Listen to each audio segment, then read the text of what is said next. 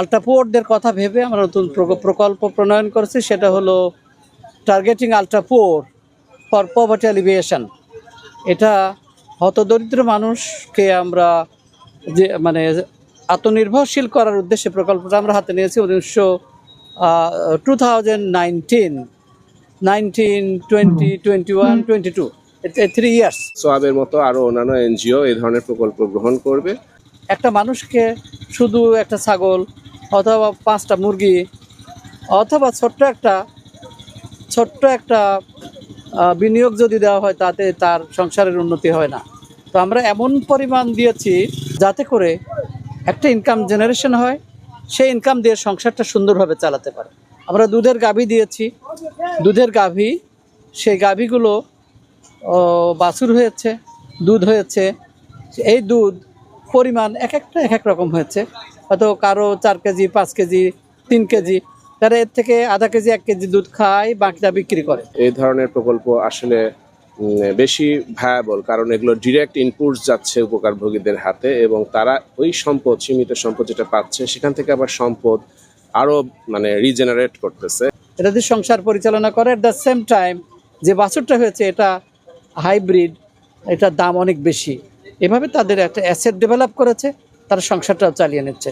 সাথে সাথে মুদি দোকান দিয়েছি, মুদি দোকানে আমরা 75 থেকে 1 লক্ষ টাকা দিয়েছি, যাতে একটা সুন্দর একটা দোকান এস্টাবলিশ করা যায় এবং সেই দোকান থেকে প্রতিনিয়ত ইনকাম আসে এবং তাদের পরিবারটা সচ্ছল হয়ে গেছে, তাদেরকে অন্যর কাছে হাত পাততে হয় না। Same is the case with autorickshaw বা ইঞ্জিন চালিত রিক্সার সবচেয়ে বেশি ইনকাম আসে। সেখানে অনেকেই এখানে বলেছে, আপনারা জানতে পারবেন, কারো 30,000, কারো 40,000 টাকা মাসে ইনকাম হয়। তো তাদের খরচ হয় হয়তো 20 থেকে 25,000, তারা সঞ্চয় করে, সেভ করে প্রায় 10 থেকে 15,000 টাকা প্রতি মাসে।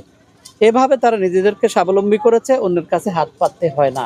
এটা তো একটা ইনকাম জেনারেটিং প্রজেক্ট। এখানে আমি যতটুকু জানতে পারলাম যে এখানে 150 জন বেনিফিশিয়ারি ছিল, তার মধ্যে অলমোস্ট 115 জনের মতো তারা সাকসেস স্টোরি শোনালো। তো এই ধরনের প্রকল্প আসলে বেশি ভায়াবল, কারণ এগুলো ডিরেক্ট ইনপুটস যাচ্ছে উপকারভোগীদের হাতে এবং তারা ওই সম্পদ, সীমিত সম্পদ যেটা পাচ্ছে সেখান থেকে আবার সম্পদ আরও রিজেনারেট করতেছে এবং তারা তাদের family life, quality of life improved হচ্ছে। তারা তাদের ছেলে মেয়েদেরকে এটা শিক্ষা ক্ষেত্রে ব্যয় করতে পারছে, তাদের লাইভলিহুড তারা উন্নত হচ্ছে।